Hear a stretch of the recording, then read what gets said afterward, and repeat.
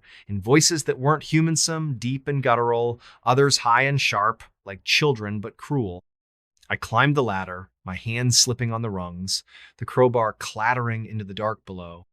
When I reached the hatch, I slammed it shut and dragged the concrete slab back into place, my arms burning with the effort.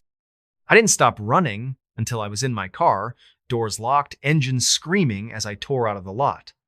The thrum faded, but the whispers didn't. They followed me home, faint and distant, echoing in my head as I locked every door and window, drew the curtains, and sat on my couch clutching a kitchen knife. I didn't go to work the next day, or the day after. I called in sick, my voice shaking as I lied about the flu. I couldn't tell anyone what I'd seen, what I'd heard. They'd think I was crazy, like Amos. But I wasn't crazy. I knew what was down there. Something old, something that knew my name, something that wanted me to come back. I tried to research the gas station, the town, anything that could explain it. Black Creek's records were sparse, but I found a mention in an old newspaper clipping from 1957 buried in the library's microfiche. A construction worker had gone missing while installing the station's fuel tanks. No body, no trace, just a note that the ground was unstable and the project was delayed. Another article from 1972 mentioned a string of disappearance struckers, mostly last seen at the Texaco. The locals called it bad luck. I knew better. I went back to the station one last time, in broad daylight, because I needed to know it was real. The hatch was still there, the concrete slab undisturbed, but the seam was tighter, like someone or something had sealed it. The thrum was gone, the air still. I didn't dare open it again. I poured salt around the pumps, a trick my grandma swore by, and left. That was 3 months ago. I quit my job, moved to Missoula, tried to start over. But it's not over. The whispers come at night, faint but clear, my name slipping through the walls of my apartment. I've seen shadows outside my window, too tall, too thin, gone when I turn on the light. Last week, I found dirt under my fingernails, black and wet, like the soil from that chamber. I don't remember digging. I drive a different route now, avoiding highways, avoiding gas stations. But I know it's still out there, under Black Creek, under the pumps, waiting. It knows my name. It knows I found it. And it's patient. If you're ever in Black Creek, filling up at that old Texaco, listen close. If you hear a thrum, a whisper, your name in the dark run, don't look back. Don't go down. The Lantern Road. I never believed in places that could watch you. Not until I found the Lantern Road. My name's Caleb Hart, a surveyor for a land development company sent to scout a forgotten stretch of land in northern Maine. The job was simple: map an old logging route for a potential resort. The client provided coordinates and a single instruction: follow the lanterns. I thought it was a quirky way to mark the trail, nothing more. But the moment I stepped onto that road, I knew I'd walked into something wrong, something that had been waiting. It started with a phone call from my boss, Karen, late on a Friday. She sounded rushed, her voice clipped. "Caleb, we got a rush job. Some rich guy wants a survey of a plot near Millinocket. Old logging road, unmarked, no name. Locals call it the Lantern Road. You're the only one free. Can you be there by morning?" I wasn't thrilled. Millinocket was a 6-hour drive from my place in Bangor Butte. The pay was double, and I needed the cash. She emailed me the coordinates and a grainy photo of a dirt path lined with rusted lanterns. Their glass cracked, their frames twisted. The caption read, "Follow the lanterns, don't stray." I figured it was some eccentric landowner's idea of a landmark. I arrived at dawn. The sky, a dull gray that seemed to press down on the forest. The coordinates led to a break in the trees, where a narrow path snaked into the woods. The Lantern Road was exactly as the photo showed. A rutted dirt track, barely wide enough for my Jeep, flanked by ancient lanterns every 50 feet or so. They were old, maybe a century, their metal pitted with rust, their glass clouded with age. None of them were lit, but they gave off a faint glow, like they'd soaked up the last light of the sun. The air was heavy, thick with the smell of damp moss and something sharper, like ozone after a storm. My boots sank slightly into the soft earth, and the silence was absolute no birds, no rustle of leaves, just my own breathing, loud in my ears. I slung my survey gear over my shoulder and started walking, GPS in hand, marking the path's boundaries. The lanterns were my guide, their eerie glow cutting through the morning fog. At first, it was routine. Measure distances, note elevations, snap photos. But the deeper I went, the more the road felt alive. The lanterns seemed to shift when I wasn't looking, their positions slightly off from where I'd marked them. My GPS flickered, the screen glitching, showing me miles from where I knew I was. I chalked it up to bad reception, but my skin prickled like I was being watched from the trees. By noon, I'd gone maybe a mile when I found the first anomaly. A lantern, unlike the others, was pristine, its glass clear, its frame gleaming as if polished. It hung from a gnarled oak, and inside it burned a flame, small but steady, casting a warm, golden light. I stopped, my breath catching. There was no fuel source, no wick, just a flame floating in the air. I reached out, my fingers inches from the glass, and felt a pulse, like a heartbeat, thrumming through the lantern. My head swam, a low hum filling my mind. Not a sound, but a sensation, like static crawling under my skull. I backed away, my heart pounding, and kept going, telling myself it was just fatigue, a trick of the light. The road grew stranger the further I walked. The lanterns multiplied, clustering closer together, their glow brighter, almost blinding in the dim forest. The trees leaned inward, their branches knitting together overhead, forming a tunnel of green and shadow. The air grew colder, the ozone smell stronger, stinging my nose. I started hearing things whispers. Not words, but fragments, like half-remembered conversations. They came from the lanterns, their flames flickering in time with the sounds. Caleb, stay, see. My name, woven into the murmurs, made my stomach lurch. I checked my GPS again, but it was useless, the screen frozen on a blank grid. I don't know when I noticed the footprints. They were in the dirt beside the path, faint but clear, matching the tread of my boots. But I hadn't walked there. I'd stayed on the road, following the client's instructions. Don't stray. The prints led into the trees, disappearing into the underbrush. I told myself it was another hiker, maybe a hunter, but the forest was too quiet, too empty. I kept moving, faster now, my survey notes forgotten. The whispers grew louder, more insistent, and the lantern's flames pulsed, their lights strobing in a way that made my head throb. At dusk, I reached a clearing. The road ended abruptly, the lanterns forming a circle around a patch of bare earth. In the center stood a single lantern, larger than the others, its flame a deep, unnatural blue. The air around it shimmered, like heat rising from asphalt, and the hum in my head became a chorus, a cacophony of voices calling my name. I dropped my gear, my hands shaking, and approached the lantern. Up close, I saw it wasn't empty. Inside the flame, shapes moved faces, distorted and fleeting, their mouths open in silent screams. I recognized one, impossibly. My father, who died when I was a kid, his eyes wide with terror. I stumbled back, my breath ragged, and that's when I saw her, a woman standing at the edge of the clearing, her face hidden in shadow. She wore a long coat, tattered and gray, and her hands were clasped in front of her, holding something I couldn't see. The whispers stopped, the air still as she stepped forward. Her voice was soft, almost tender, but it carried a weight that made my knees buckle. "You followed the lanterns," she said. "You always do." I tried to speak, to ask who she was, what this place was, but my throat was dry, my words stuck.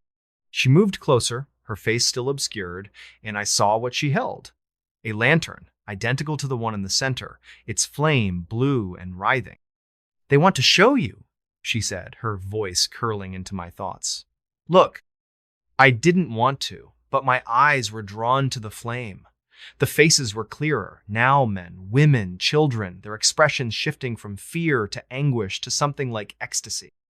And then I saw myself, my face in the flame, my mouth open, my eyes empty, the hum surged, filling my skull, and I felt Oedipal like a tide dragging me under. The woman's hand touched my shoulder, cold and heavy, and she whispered, Join us. I don't know how I broke free. One moment, I was staring into the flame. The next, I was running, the lantern's light blurring past me. The road seemed to twist, the path looping back on itself. The lanterns multiplying, their flames roaring now, a wall of fire and sound.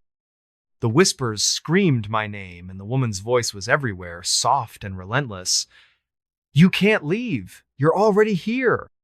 My legs burned, my lungs ached, but I kept running, the forest a maze of shadows and light. I woke in my Jeep, parked at the edge of the highway, my clothes soaked with sweat, my gear gone. The sun was high, the forest silent again. My GPS was blank, its memory wiped, and my phone showed no signal, no record of the photos I'd taken. I drove back to Bangor, not stopping until I reached my apartment. I told Karen I'd gotten sick, couldn't finish the job. She didn't push, but her voice was strange, distant, like she knew I was lying. I tried to forget the lantern road, but it's in me now. At night, I hear the hum, faint but growing, and I see the lanterns in my dreams, their flames flickering behind my eyes. I've found scratches on my arms, thin and precise, like they were carved by something sharp and deliberate. Last week, I found a lantern on my doorstep, small and rusted, its flame burning softly. I didn't touch it, but I heard her voice, the woman's whispering from inside, "He'll come back." I've moved twice since then, but the hum follows, and the lanterns keep appearing in my porch, in my car, outside my window. I don't know what they are, or what they want, but I know they're not done with me. If you're ever in Maine, if you see a dirt road lined with lanterns, don't follow them. Don't look at the flames. Because once you do, the road doesn't let you go. The hollow bell. The bell rang at 3:17 a.m. A single low chime that echoed through the empty streets of Coldwater, Montana, and woke me from a dead sleep. I'm Theo Grant, a mechanic by trade. Not the kind of guy who spooks easily, but that sound it wasn't right. It came from the old church at the edge of town, a sagging relic no one stepped foot in since the 80s. The bell shouldn't have rung. Its clapper was long gone, stolen, or rusted away, and the church was boarded up, left to rot in the shadow of the Bitterroot Mountains. I lay in bed, my heart pounding, waiting for another chime. It didn't come. Just silence, thick and heavy, like the town was holding its breath. Coldwater's the kind of place where nothing happens. A gas station, a diner, a handful of houses, and a population you can count on both hands. I'd moved here 2 years ago, running from a bad breakup and a worse debt, figuring a nowhere town was the perfect place to disappear. But that night, the bell's chime stuck with me, a splinter in my mind. I couldn't shake the feeling it was calling me. The next morning, I drove to the church, my pickup rattling over the frost-cracked road. The air was sharp, smelling of pine and wet earth, with a faint metallic tang I couldn't place. The church loomed ahead, its steeple leaning slightly, like it was tired of standing. The windows were boarded, the paint peeling in long gray strips, and the door was padlocked, though the chain was rusted, brittle. I walked the perimeter, my boots crunching on frozen grass, looking for signs of a prank kids, maybe, or some drunk messing around. Nothing. Just the bell tower, its silhouette stark against the gray sky, and that uneasy feeling like eyes watching from the shadows. I stopped at Mabel's diner for coffee, hoping to shake off the chill. Mabel, a wiry woman with eyes like a hawk, poured me a cup and leaned on the counter. "Heard the bell last night," she said, not asking, just stating it like fact. "You check it out?" "Yeah," I said, sipping the bitter brew. "Nothing up there. You know what's with that bell?" Her face tightened, her fingers drumming on the counter. "Folks say it rings when someone's marked." Old story, not worth repeating. She turned away, busying herself with a coffee pot, but I caught the flicker of fear in her eyes. I pressed her, but she clammed up, and the other regular sand old man, named Gus, and a trucker passing through weren't any help. Gus just muttered about bad winters and went back to his eggs. The trucker shrugged, his eyes darting nervously. "Heard it too, huh? Stay away from that place, Theo. Ain't nothing good comes from messing with that bell." I drove back home, the diner's warmth fading as the cold crept back into my bones. Mabel's words, someone's mark echoed in my head, and I couldn't help but wonder who. The town felt different now, the silence heavier, the shadows longer. That night, I couldn't sleep. The memory of the bell's chime lingered, low and mournful, like a warning I didn't understand. Around midnight, I heard another sound of faint scratching, like nails on wood, coming from my front door. I grabbed the baseball bat I kept by the bed and crept to the living room, my pulse racing. The scratching stopped as I approached, but when I opened the door, there was nothing. Just a single mark on the frame, a thin, deliberate scratch, like someone had dragged a knife across it. The next day, I went back to the church, this time with tools. The padlock on the door gave way with a quick pry, and I stepped inside, the air thick with dust and the sour smell of decay. The pews were splintered, the hymnals moldy, their pages stuck together. I climbed the rickety stairs to the bell tower, my flashlight cutting through the gloom. The bell was there, massive and tarnished, its surface etched with strange symbol spirals, jagged lines, shapes that seemed to shift when I looked too long. There was no clapper, just as I'd thought, but the inside of the bell was smooth, polished, like it had been cleaned recently. On the floor beneath it was a small pile of ash, still warm, smelling faintly of something sweet and rotten. I took photos, my hands shaking, and sent them to a friend, an amateur historian named Rachel. She called me an hour later, her voice tight. "Those symbols aren't random, Theo. They're old, pre-Christian, maybe older. Found on stones around here, tied to stories about the land choosing people. The bell, it's not just a bell, it's a signal. You need to leave." I laughed it off, told her she'd been reading too many ghost stories. But that night, the bell rang again. 3:17 a.m., one chime, deep and resonant, vibrating in my chest. I didn't go back to the church. Instead, I searched the house, looking for more scratches. I found them on the windowsills, the back door, even the mirror in my bathroom. Each one was identical, precise, like a signature. I didn't sleep. The next morning, I went to the town library, a cramped room in the community center with books older than me. I dug through local history, finding scraps about Coldwater's past. The church was built in 1883 on land the native tribes avoided, calling it hollow ground. There were stories of disappearance as loggers, settlers, kids going back centuries, all linked to the church, all after the bell rang. The most recent was a hunter, vanished last spring, his rifle found under the bell, surrounded by ash. The article called it a suicide, but the details didn't add up no body, no note, just the ash and those same strange symbols carved into the stock of his gun. I started noticing things in town. The way people avoided my eyes, the way conversations stopped when I walked into the diner. Gus, the old man, cornered me outside the gas station, his breath sour with whiskey. "You heard it twice now," he said, his voice low. "It don't ring for everyone. You stay, it'll ring again." And then he trailed off, his hands trembling, and walked away. That night, the scratching came again. Louder, more insistent, moving from the door to the walls, like something circling the house. I turned on every light, checked every window, but saw nothing. Just more scratches, deeper now, some forming patterns that matched the symbols on the bell. I called Rachel again, and she sent me a scanned page from an old journal written by a preacher in 1890. He described the bell ringing on its own, calling people to the church where they'd join the hollow. He wrote of a presence in the ground, something that listened and chose, something that fed on those who answered its call. His last entry was a single line, "It knows my name." I decided to leave. Packed a bag, filled my truck with gas, and planned to drive to Missoula by dawn.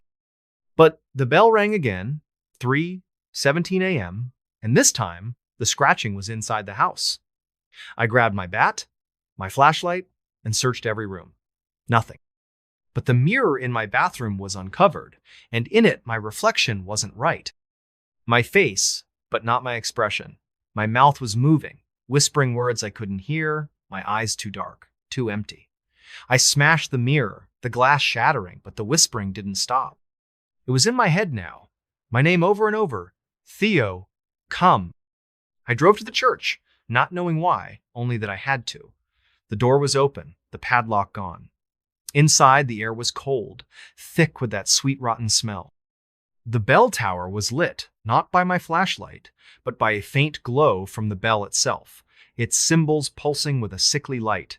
I climbed the stairs, my legs heavy, like wading through water. The bell was ringing, not a chime, but a low, continuous hum, vibrating in my bones. Beneath it, the ash pile was larger, and in it, I saw fragments bone, cloth, a watch with a cracked face, stopped at 3:17. I don't know how long I stood there, staring at the bell, the hum filling my mind, drowning out my thoughts. Faces appeared in the shadows, people I didn't know, their eyes hollow, their mouths moving in sync with the hum. They weren't there, not really, but I felt them, their presence pressing against me, urging me to stay. I saw my own face among them, not a reflection, but me, standing in the tower, my hands covered in ash. I ran. The road out of Coldwater was empty, the mountains looming like sentinels. My truck's engine sputtered, but I kept driving, the hum fading but never gone. I'm in Missoula now, crashing in a cheap motel, but the scratches keep appearing on my door, my car, my skin. They're faint, but they're there, forming those same symbols. The bell's hum follows me, a whisper in my dreams, calling me back. Last night, I found ash on my pillow, warm and sweet-smelling, and a note in my own handwriting, "Come to the hollow." I don't know what the bell is, or what lives in Coldwater's ground, but it knows me, it chose me, and it's waiting. If you're ever in Montana, if you hear a bell at 3:17 a.m., don't listen, don't go to the church, because once the hollow calls your name, it never stops. The Silent Ward. The scream woke me at 2:43 a.m. It wasn't Humanot exactly, but it cut through the stillness of Haven's End, a speck of a town in northern Wisconsin, like a blade through silk. I'm Avery Cole, a night shift nurse at St. Agnes Hospital, a crumbling brick building on the edge of town that should have been shut down years ago. The scream came from the third floor, the locked ward no one talks about, the one we call the silent ward because its patients never speak. I was alone at the nurse's station, the fluorescent lights buzzing overhead, when that sound hit me, raw and jagged, like something tearing itself apart. I froze, my pen hovering over a chart, my heart slamming against my ribs. The hospital was quiet again, but the air felt wrong thick, heavy, like it was pressing down on me. Haven's End is a nowhere place, a cluster of sagging houses and a diner that smells of grease and despair, nestled in a valley where the pines grow too tall and the winters last too long. St. Agnes is the town's lifeline, the only hospital for miles, but it's a relic of leaky pipes, flickering lights, and a smell of antiseptic that can't mask the rot underneath. I'd taken the job 6 months ago, desperate for work, after a messy divorce, left me with nothing but debt and a car that barely ran. The night shift suited me. I liked the quiet, the way the world felt softer in the dark. But the silent ward, room 317, was different. It was off limits, its door always locked, its charts missing from the system. The other nurses whispered about it, stories of patients who didn't exist, of sounds no one could explain, but I'd never heard anything myself. Until that scream. I checked the monitors, my hands trembling. The third floor was dark, the cameras glitchy, showing only static where room 317 should have been. I radioed security, but Ed, the guard, was out back smoking, his voice crackling through the static. "Probably just pipes, Avery. Old place creaks like hell." I wanted to believe him, but pipes don't scream. I grabbed my flashlight and headed to the stairwell, the air growing colder with each step. The hospital smelled of bleach and something sweeter, like overripe fruit, faint but persistent. My sneakers squeaked on the linoleum, the sound too loud in the silence. The third floor was a maze of locked doors and abandoned rooms, the air stale, the walls stained with watermarks that looked like faces if you stared too long. Room 317 was at the end of the hall, its door different from the other steel, not wood, with a keypad instead of a lock. I'd never seen it open, never seen a doctor or nurse go in. I pressed my ear to the door, holding my breath. Nothing. Just the hum of the hospital, the distant drip of a faucet. Then, a faint scratching, like nails on metal, slow and deliberate, coming from inside. I backed away, my flashlight beam shaking, and noticed something new, a small symbol carved into the doorframe, a spiral with jagged edges. like a wound. It hadn't been there yesterday. I didn't sleep when my shift ended. The scream stayed with me, looping in my head, and that symbol burned behind my eye. I drove to the diner, the only place open at 6 a.m., and asked Margie, the waitress, about the hospital. She'd lived in Haven's End her whole life, her face lined like old leather. "St. Agnes ain't right," she said, pouring me coffee that tasted like tar. "Built on bad land. Folks used to say the ground there listens." She wouldn't say more, just shook her head and muttered about keeping your distance. I couldn't let it go. That afternoon, I went to the town library, a cramped room in the community center with books that smelled of mildew. I found a history of Haven's End, a thin volume from the 70s.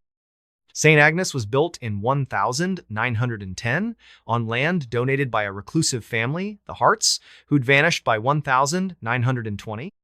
There were stories of strange illnesses, patients who went mad, doctors who quit without explanation. The silent ward was mentioned once, in a footnote: room 317, reserved for special cases, closed to staff. No details, just a warning: do not enter without clearance. The book also mentioned the symbol I'd seen, warding mark, tied to old stories about the land choosing people to speak for it. Back at the hospital that night, the air felt heavier, the lights dimmer. I checked the third-floor cameras again, but they were still static, a gray snowstorm where room 317 should be. I avoided the ward, sticking to my rounds, but the scratching started again, louder, coming through the walls. Patients complained of nightmare shadows in their rooms, voices whispering their names. Mrs. Keller, an elderly woman in room 204, grabbed my arm as I adjusted her for. "It's singing," she whispered, her eyes wide. "Up there, in the quiet place. Don't listen, Avery." I brushed it off, told her it was the meds, but her words stuck with me, a cold knot in my stomach. Around 2 a.m., I found a note on the nurse's station, slipped under a chart. It was in my handwriting, but I hadn't written it. "Go to 317. It's waiting." My blood ran cold.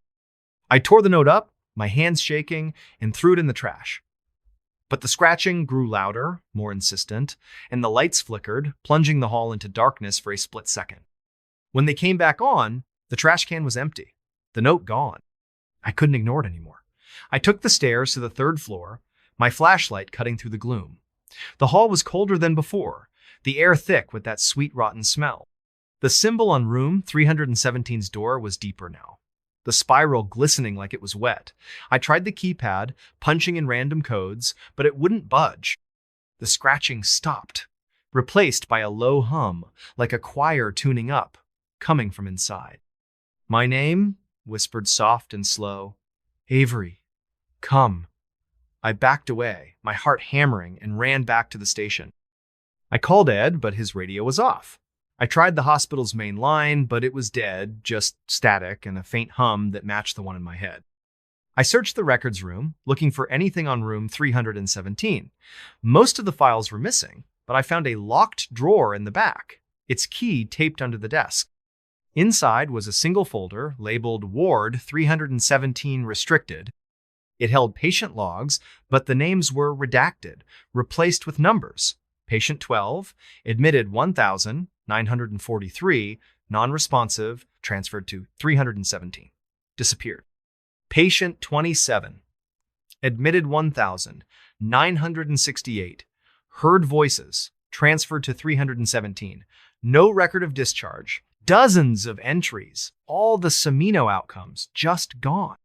The last page was a photo, grainy and old, showing a nurse standing in front of room 317's door, her face blurred, the spiral symbol carved into her hand.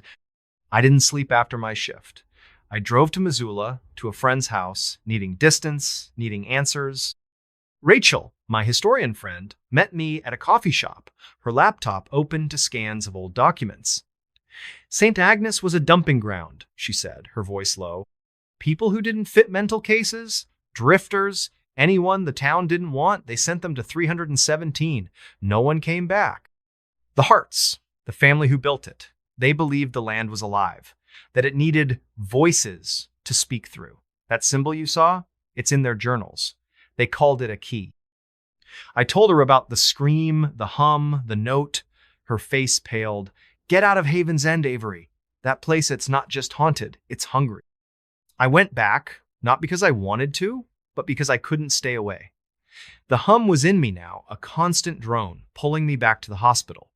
That night, the third floor was different.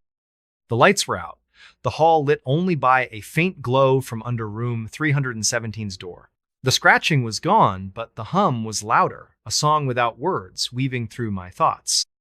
I found another note on the station, in my handwriting again. Open the door. This time, I didn't tear it up. I walked to room 317, my flashlight trembling, the spiral symbol glowing faintly, like it was alive.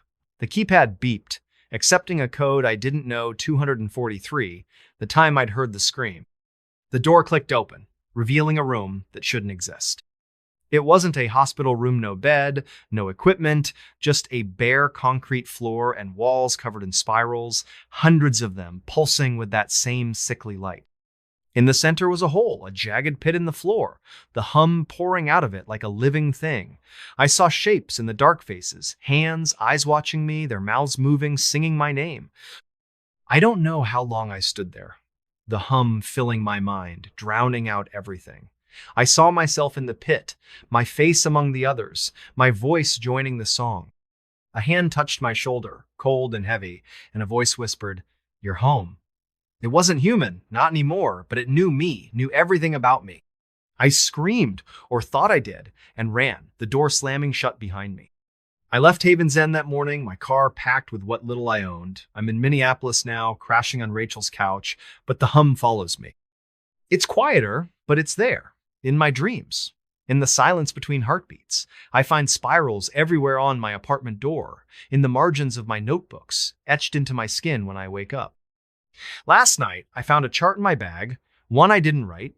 Patient 84, Avery Cole, admitted to 317, singing, "I don't know what lives in St. Agnes, or what it wants, but it's not done with me." If you're ever in Haven's End, if you hear a scream at 2:43 a.m., don't go to the third floor. Don't open the door. Because once the silent word calls you, it never lets you go. The door at the end of the hall. The knocking woke me at 3:13 a.m.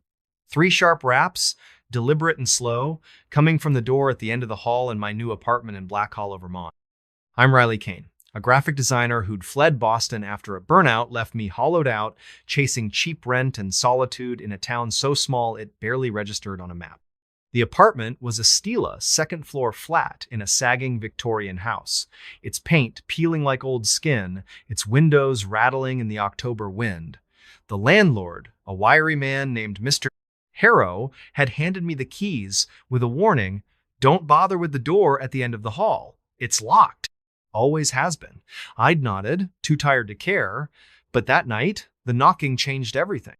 The sound wasn't loud, but it was wrong precise, too measured, like someone was testing the door's strength. I lay in bed, my heart thudding, staring at the ceiling where shadows danced in the moonlight. The apartment was quiet otherwise, the kind of quiet that feels alive, pressing against your eardrums. I waited, breath held, for another knock. Nothing. Just the faint creak of the old house settling, or so I told myself. But sleep wouldn't come. The air felt thick, heavy with the smell of dust and something sharper, like wet iron. I got up, my bare feet cold on the hardwood, and crept to the hallway. The hall was narrow, its wallpaper faded to a sickly yellow, curling at the edges. At the far end, maybe 20 feet away, was the door Mr. Harrow had mentioned, plain wood, no knob, just a rusted keyhole and a faint crack running down its center. I'd barely noticed it when I moved in, assuming it led to storage or a sealed-off room. Now, it seemed to loom, the shadows around it deeper, almost liquid. I stood there, my phone's flashlight casting a weak beam, and listened. No knocking, no sound, just the hum of my own pulse. But as I turned away, I saw a faint scratch on the doorframe, thin and jagged, like a claw mark. I didn't sleep after that. The next morning, I called Mr. Harrow, my voice shaky as I asked about the door. "Told you, don't bother with it," he snapped, his tone clipped. "Old house, old quirks. Leave it be." He hung up before I could press him. I tried to focus on work, setting up my laptop in the cramped living room, but my eyes kept drifting to the hall. The scratch was still there, deeper than I'd thought, and beside it was another, fresher, like it had been carved while I was on the phone. Black Hollow was a ghost of a town, a cluster of clapboard houses and a general store that doubled as a post office, nestled in a valley where the trees grew too dense and the fog never quite lifted. I went to the store that afternoon, hoping to dig up some local gossip. The clerk, an older woman named Esther, with eyes like chipped flint, gave me a tight smile when I mentioned the apartment. Harrow's place, huh? You hear anything odd? She asked, her hands pausing over the register. Just the house settling, I lied, but her smile faltered. Mind the door at the end, she said, her voice low. Folks who live there, they don't stay long. She wouldn't say more, just handed me my change and turned away. Back at the apartment, I couldn't focus. The air felt heavier, the iron smell stronger, seeping from the hall. I searched online for anything about the house, but Black Hollow was a Black Holeno records, no history, just a few mentions of a fire in the 1920s that gutted half the town. The house, though, was older, built in 1890 by a family called the Wickers. They'd vanished by 1900, no trace, no explanation. I found a grainy photo on an obscure blog showing the house in its prime, the door at the end of the hall clearly visible, unmarked, its keyhole glinting like an eye. That night, the knocking came again. 3:13 a.m., 3 raps, slow and deliberate. I didn't move, just lay there, my breath shallow, listening. The knock stopped, but then I heard something worsey whisper, soft and garbled like a voice underwater, coming from the other side of the door. Riley? Open. My name, clear as day, sent a chill down my spine. I grabbed my phone, ready to call someone, but the screen was dead. Its battery drained despite being fully charged an hour ago. I stayed up, sitting on the couch with a kitchen knife, staring at the hall. The whispers didn't stop, weaving through the silence, my name over and over, mixed with words I couldn't catch. By dawn, I was exhausted, my eyes burning, but I went to the door. The scratches were deeper, forming a pattern Nawa spiral with jagged edges, like the one I'd seen in the old photo, carved into the house's foundation. I touched it, and the wood was warm, almost pulsing, like it was alive. I went back to the general store, desperate for answers. Esther was there, but her demeanor had changed colder, her eyes avoiding mine. You heard it, didn't you? She said, not a question. The door calls, folks. Always has. Wickers built it, said it was a way to speak to the valley. Most who hear it leave, some don't. What's behind it? I asked, my voice barely a whisper. She shook her head. Don't know. Don't want to. Last tenant, girl named Clara, she tried to find out. Found her car down by the river, empty. Door was scratched to hell after that. I left, my mind racing. Back at the apartment, I tried to work, but the whispers were louder now, even in daylight, seeping through the walls. I found more scratches in the windows, the floor, even the back of my laptop, all forming that same spiral. I called a friend, Sam, a journalist in Burlington, and sent him photos of the door, the scratches, the house. He called back an hour later, his voice tense. Riley, those symbols, they're old, tied to stories about the valley. The Wickers thought it was a gate, not to a room, but to something else. Get out of there. I wanted to, but the whispers were in my head now, a constant hum pulling me toward the door. That night, the knocking was louder. 5 raps this time, and the whispers were clearer. A chorus of voices, some soft, some angry, all saying my name. I found a crowbar in the basement and pried at the door, desperate to know to make it stop. The wood splintered, revealing not a room but a staircase descending into darkness. The air was cold, thick with the smell of iron and something sweeter, like decay. The whispers surged, a song without words, urging me down. I don't know why I went. My flashlight barely cut through the gloom, the stairs slick with moisture. The walls were stone, rough-hewn, carved with spirals that glowed faintly, pulsing in time with the whispers. The staircase ended in a chamber, vast and echoing, its ceiling lost in shadow. In the center was a door, identical to the one upstairs, but larger, its surface black and smooth, like polished obsidian. The whispers came from it, a cacophony of voices, my name woven into their song. I saw shapes in the dark figures, not human, their forms shifting, their eyes glinting like the keyhole upstairs. They didn't move, just watched, their presence heavy, like a hand on my chest. I reached for the door, my hand trembling, and felt it warm, alive, the spirals moving under my fingers. The voices grew louder, and I saw faces in the door's surface, not reflections, but people, their mouths open, their eyes empty, singing. I saw Clara, the tenant Esther mentioned, her face pale, her lips moving. And then I saw myself, my face in the door, my voice joining the chorus. I screamed, or tried to, but the sound was swallowed, the air too thick to breathe. I ran, the stairs endless, the whispers chasing me. I don't know how I made it back to the apartment, but the door at the end of the hall was whole again, unblemished, the scratches gone. I packed my bag, grabbed my keys, and drove until the tank was nearly empty. I'm in a motel now, far from Black Hollow, but the whispers follow, faint but persistent, like a song I can't unhear. I find spirals everywhere, on my car, my clothes, my skin, etched so lightly I barely notice until they bleed. Last night, I found a key in my pocket, rusted and heavy, with no lock to fit. The door at the end of the hall is still there, in my dreams, its surface black and alive, calling me back. I don't know what it is, or what it wants, but it knows my name. If you're ever in Black Hollow, if you hear knocking at 3:13 a.m., don't open the door, don't go down the stairs. Because once you see what's waiting, it never lets you go. The Hollow at Duskwood. The wind carried a whisper that wasn't the wind. It came at dusk, a low, sibilant sound that slithered through the trees of Duskwood, a forgotten corner of rural Arkansas where the pines grew twisted and the ground seemed to swallow light. I'm Harper Wells, a folklorist chasing stories of lost places, and I'd come to Duskwood chasing a remora, single, yellowed note I'd found tucked inside an old book at a flea market in Little Rock. The note was scrawled in faded ink. Stay out of the hollow. It listens.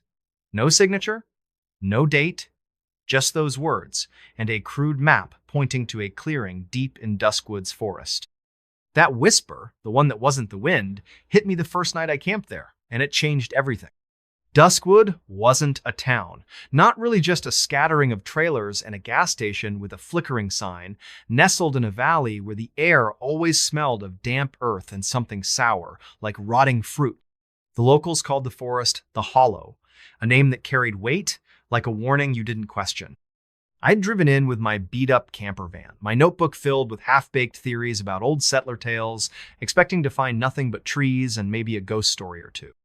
The map led me to a dirt path off Route 62, barely wide enough for my van, the pines closing in like a tunnel.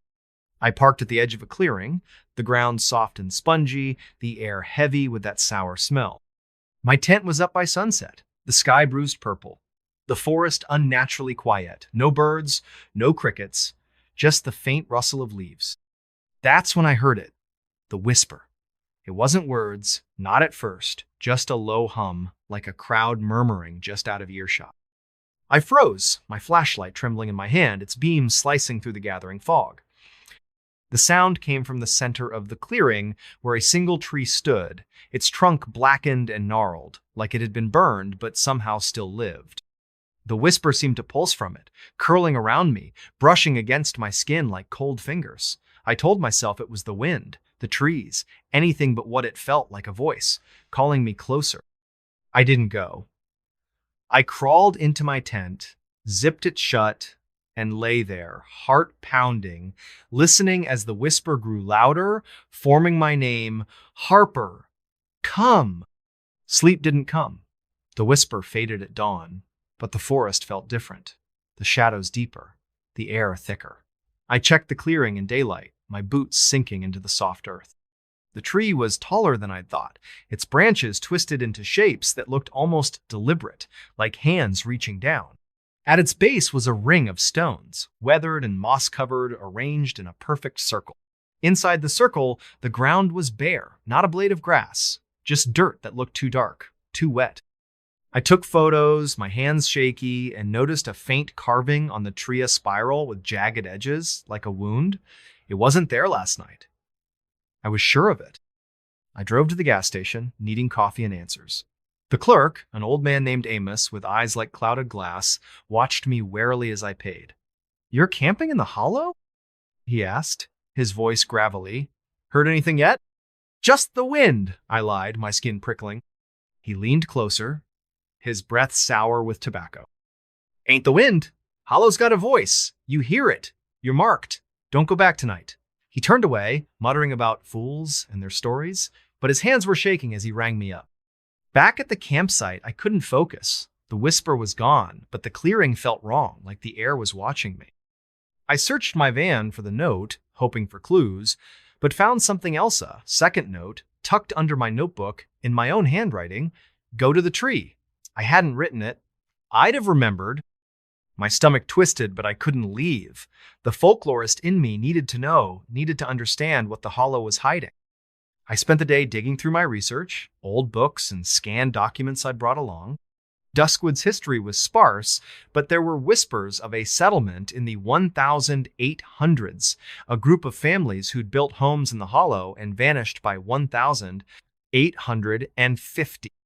The locals blamed disease, but the stories were stranger people hearing voices, walking into the forest, and never coming back. The tree in the clearing was mentioned once, in a journal fragment from a preacher named Elias Ward. The hollow speaks through the tree. It chooses its voices, and they sing forever.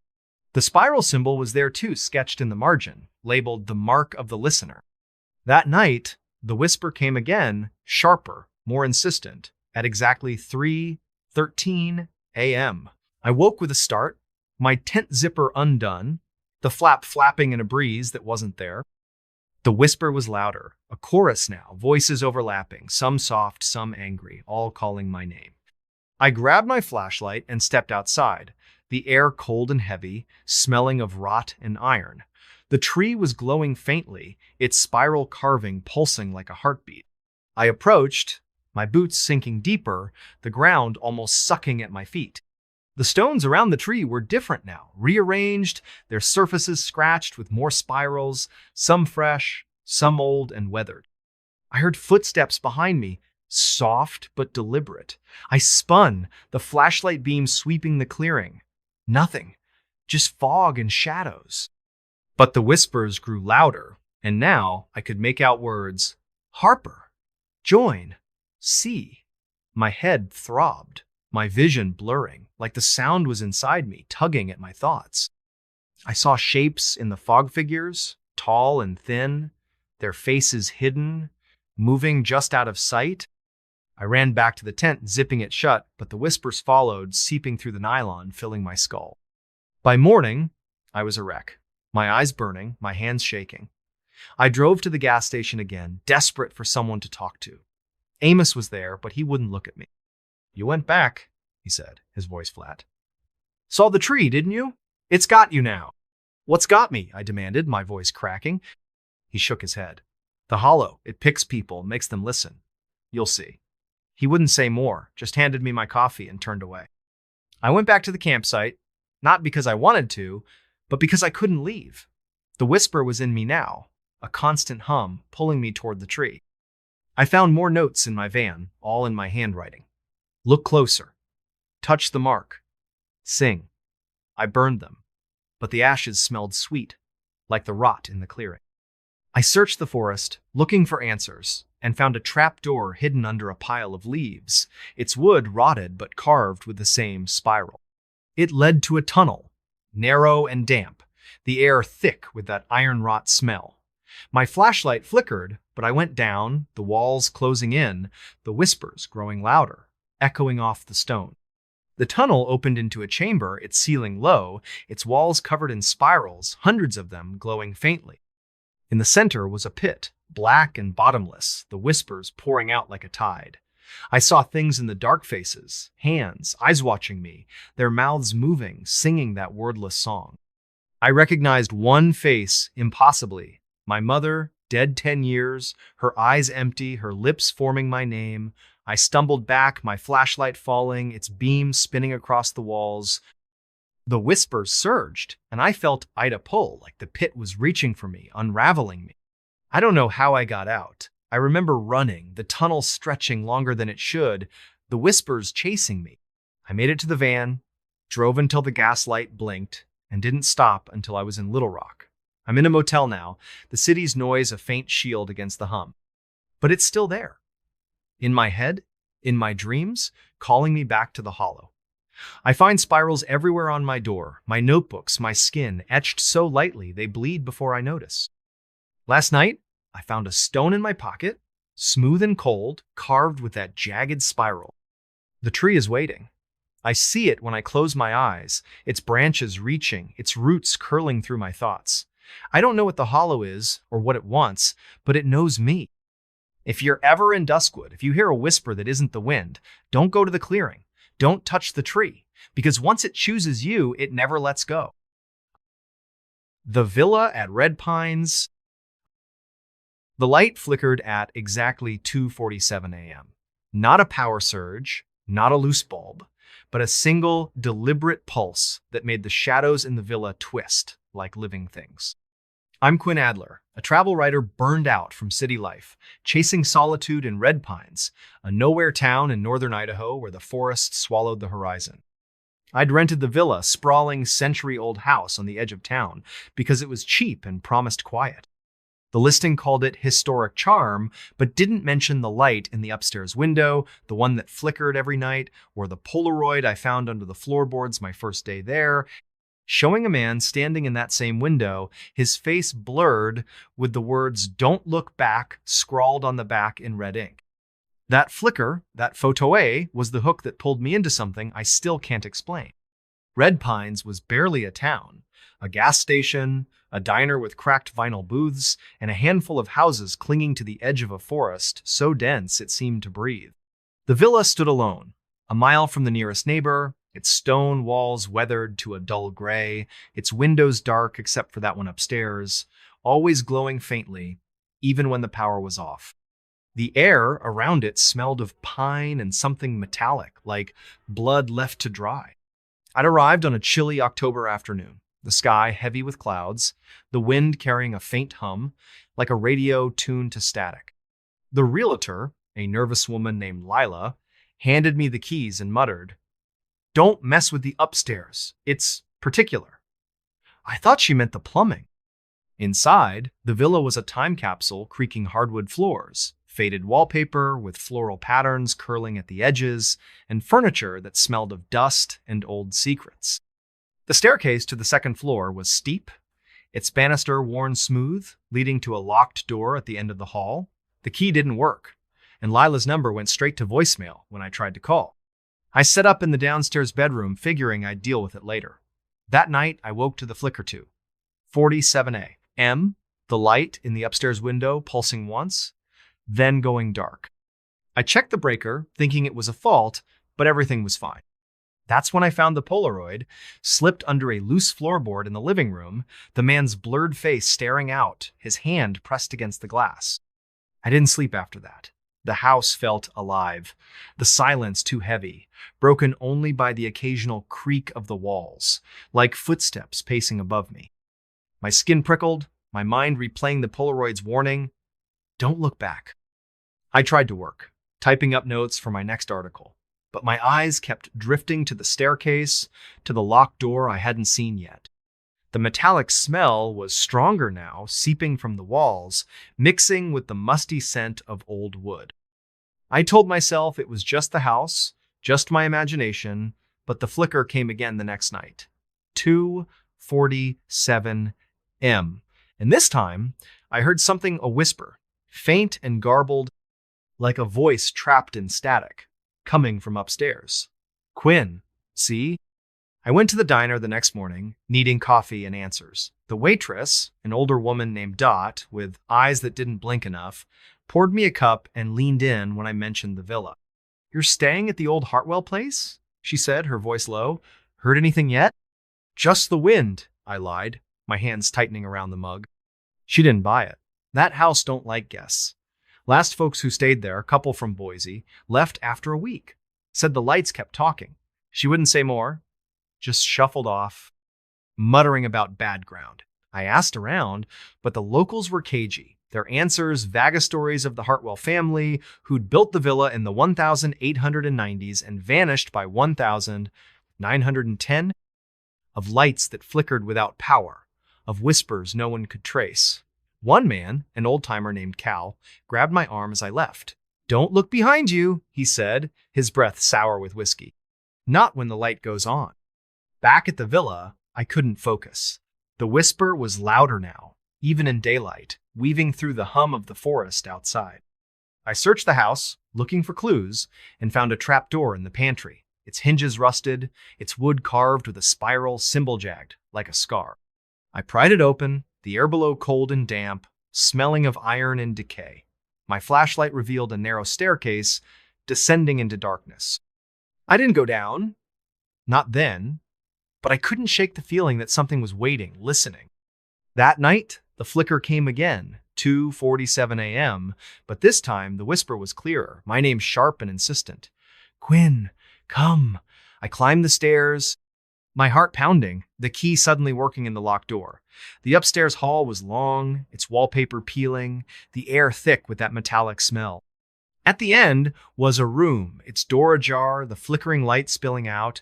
Inside was a single window, the one I'd seen from below, its glass smeared with something dark, like blood wiped away. On the floor was another Polaroid, showing me standing in that room, my face blank, my eyes too dark. I hadn't taken it, I hadn't been here before. I ran downstairs, locked the door, and shoved the chair against it. The whisper followed, louder now, a chorus of voices, some soft, some angry, all calling my name. I called Lila, but her voicemail was different now, just static, and a faint whisper, my name, over and over. I tried to leave, but my car wouldn't start, the engine dead, the dashboard flickering like the light upstairs. The house creaked, the shadows moving, and I found more Polaroids under the couch, in my bag, on the kitchen countertop, showing me in that room, my face wrong, my hands pressed against the window. I went back to the trapdoor, needing answers. The staircase led to a basement, its walls stone, slick with moisture, carved with more spirals, glowing faintly. The air was heavy, the iron decay smell overwhelming. At the far end was a door, black and smooth, like the one upstairs but larger, its surface pulsing with that same sickly light. The whisper came from it, a song now, wordless but alive, pulling me closer. I saw shapes in the dark figures, not human, their forms shifting, their eyes glinting like the Polaroid's flash. They didn't move, just watched, their presence heavy, like a hand on my throat. I touched the door, and it was warm, alive, the spirals moving under my fingers. The voices surged, and I saw faces in the door's surface seen out reflections, but people, their mouths open, singing. I saw the man from the first Polaroid, his face clear now, his eyes empty. And then I saw myself, my face in the door, my voice joining the song. I screamed, or tried to, but the sound was swallowed, the air too thick to breathe. I don't know how I got out. I remember running, the stairs endless, the whispers chasing me. I made it to the van, drove until the gaslight blinked, and didn't stop until I was in Spokane. I'm in a motel now, the city's noise, a faint shield against the hum. But it's still there, in my head, in my dreams, calling me back to the villa. I find spirals everywhere on my door, my notebooks, my skin, etched so lightly they bleed before I notice. Last night, I found a Polaroid in my wallet, showing me in that upstairs room, my face blank, the words, "Don't look back," written in my own handwriting. The villa is waiting.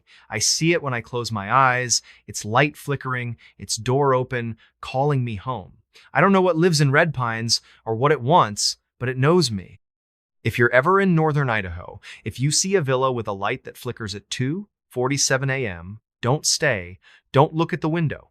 Because once you do, the house never lets you go. The shadow on the sill. The shadow moved at 4:12 a.m. Not a flicker of moonlight or a passing car's headlights, but a deliberate, fluid motion across the windowsill of my rented cabin in Hollow Creek, Kentucky. I'm Mara Tate, a private investigator who'd retreated to this speck of a town to escape a case that went bad real bad in Louisville. I needed quiet, a place to lick my wounds, but Hollow Creek wasn't quiet, not really. The cabin, a weathered box of logs perched on a hill overlooking a dense forest, came with a warning from the owner, a grizzled man named Amos. Don't open the window by the bed. Not ever.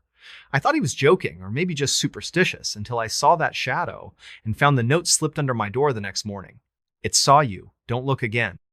The handwriting wasn't mine, and it wasn't Amos's. Hollow Creek was barely a Tona gas station, a bar with a flickering neon sign and a scattering of homes swallowed by the pines. The air was heavy with the scent of damp moss and something acrid, like burned metal, that clung to the back of my throat. I'd arrived in late October, the sky a bruised gray, the forest so thick it seemed to pulse with its own rhythm. The cabin was cheap, isolated, perfect for disappearing. It had one bedroom, a sagging couch, and a kitchen that smelled of mildew and old grease. The window by the bed, the one Amos warned about, was small, its glass warped, distorting the trees outside into twisted shapes. I'd covered it with a curtain, but that first night I woke to the shadow-long, thin, moving like ink spilling across the sill, pausing as if it knew I was watching. I didn't sleep after that. My heart hammered, my mind replaying the shadow's movement, too smooth, too alive. The cabin was silent, but the silence felt wrong, like it was waiting. I checked the door, the locks, the windows, everything was secure, but the air was thick, heavy with that burned metal smell. I told myself it was a trick of the light, a branch swaying in the wind, but the note under the door changed everything. It was on yellowed paper, the ink fresh, the words jagged, like they'd been written in a hurry. I called Amos, my hands shaking, but his phone went to voicemail, his message a curt, "Leave a message, I'm out." The next day, I drove to the bar, needing answers. The place was dim, smelling of stale beer and cigarette smoke. The bartender, a woman named Ruth with eyes like chipped ice, poured me a coffee and listened as I described the shadow, the note. "You're at the old Whitaker cabin," she said, not a question. "Folks, don't stay there long. That window, it's got a history." "What kind?" I asked, my voice steadier than I felt. She leaned closer, her voice low. "Whitakers built that place in the 1880s. Said the forest talked to them through the window. Last Whitaker, a girl named Eliza, disappeared in 92. Left a note like yours," said the shadow was watching. Ruth turned away, busying herself with a rag, but I caught the fear in her eyes. I went back to the cabin, the note burning a hole in my pocket. The forest felt closer now, the trees leaning in, their branches scratching the roof like fingers. I searched the cabin, looking for clues, and found a loose floorboard under the bed. Beneath it was a tin box, rusted and heavy, containing a journal pages, yellowed, ink faded, but the handwriting clear. It belonged to Eliza Whitaker, dated 1992. She wrote about the shadow, how it came every night at 4:12 a.m., how it whispered her name, how it moved inside the window, not outside. The last entry was a single line. "It's not a shadow, it's me." My stomach twisted. I checked the window, the curtain still in place, but the glass was cold, too cold, like it was pulling heat from the room. That night, the shadow came again. 4:12 a.m., sliding across the sill, slow and deliberate, like it was testing the curtain's edge. The whisper followed, soft and guttural, my name woven into a sound that wasn't words. "Mara, look." I didn't. I sat on the couch, my gun in my lap, staring at the curtain, waiting for dawn. But the whisper didn't stop, and by morning, another note was under the door. "You looked. It knows." I hadn't looked. I was sure of it. But the note felt like an accusation, heavy in my hand. I drove to the gas station, hoping to find Amos, but the clerk, a kid with nervous eyes, said he'd been gone for days. "You're at the Whitaker place?" he asked, his voice cracking. "Get out. That window, it ain't right." He wouldn't say more, just handed me my change and turned away. Back at the cabin, I couldn't think straight. The whisper was louder now, even in daylight, a hum that vibrated in my bones. I found more notes under my pillow, in my bag, tucked inside the journal, all in that same jagged handwriting, all saying the same thing. Look, I burned them, but the ashes smelled wrong, sweet and metallic, like the forest itself. I searched the cabin again, finding scratches on the walls, the floor, the window frame thin, precise, forming a spiral pattern that matched one in Eliza's journal, labeled The Mark of the Watcher. I called a friend, Lena, a retired cop in Louisville, and sent her photos of the notes, the journal, the scratches. She called back, her voice tight. Mara, that symbolite's old, tied to stories about the forest. The Whitakers thought it was a door, not to a place, but to something. Get out of there! Now. I wanted to, but the whisper was in my head, a constant pull, urging me to the window. I covered it with a blanket, nailed it shut, but the shadow came anyway. 412 a.m. Moving through the blanket, its form sharper now, like a silhouette of me, but wrong too tall, too thin, its head tilted at an impossible angle. I didn't sleep. I sat by the door, gun in hand, listening as the whisper grew into a chorus, voices overlapping, some soft, some screaming, all saying my name. I found another note, this time inside my coat pocket. You're already here. My handwriting, but not mine. I tore it up, my hands shaking, and decided to leave. I packed my bag, grabbed my keys, but the car wouldn't start, the engine dead, the dashboard flickering like the shadow on the sill. Desperate, I pried open the window frame, needing to know. The glass was smooth, but the wood was warm, pulsing, the spiral scratches glowing faintly. The shadow was there, inside the glass, not outside. Its form shifting, my face staring back, but not my face me. Eyes were empty, my mouth open, whispering. I smashed the window, the glass shattering, but the shadow didn't move. It reached out, its fingers brushing the air, and I felt Ida tug, like something pulling at my core, unraveling me. I ran, leaving everything, my bag, my gun, my sanity. The forest was a blur, the trees closing in, their branches snagging my clothes. I made it to the gas station, hitchhiked to Lexington, and didn't stop until I was in a motel. The city's noise, a faint shield against the whisper. But it's still there. In my head, in my dreams, calling me back to the cabin. I find spirals everywhere on my door, my skin, my mirror, etched so lightly they bleed before I notice. Last night, I found a note in my wallet, in my handwriting. Look behind you. I don't look. I can't. But the shadow is there, in every reflection, every dark corner, waiting. I see it when I close my eyes. Its form sharper, my face clearer, whispering my name. I don't know what lives in Hollow Creek, or what it wants, but it knows me. If you're ever in Kentucky, if you see a cabin with a window that doesn't look right, don't stay. Don't look at the sill. Because once the shadow sees you, it never lets you go. The last guest at the Starlight Motel. The neon sign flickered like a dying heartbeat, casting a sickly pink glow over the cracked asphalt of the Starlight Motel's parking lot. I found the place by accident, or so I thought, when my car broke down on a lonely stretch of